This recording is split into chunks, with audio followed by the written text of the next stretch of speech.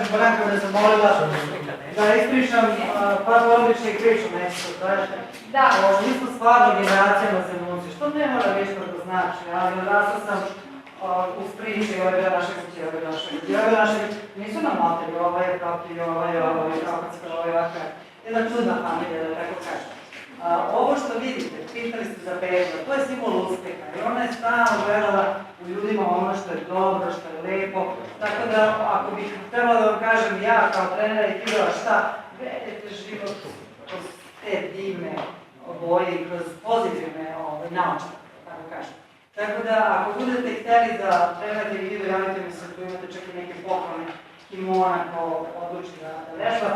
A moja majka je slikala svi samuraje, zato što je cijela moja porodica malo samurajska, sinovi su mi treneri, malo su stariji od vas, a i njihov dan. Tako da uživajte u životu, u lepoti koliko god možete, a aikido jeste borilačka veština, ali vas u stvari uči nešto što i vi radite kroz vaše zanimanje, a to je samo 10% kako povrediti nekog, 90% je kako izlečiti nekog. To je vaše zanimanje koliko sam razumela i opredeljenje.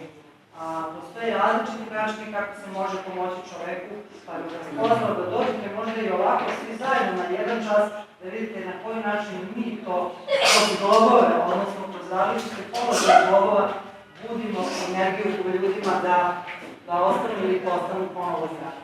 Tako da eto, dobrodošli.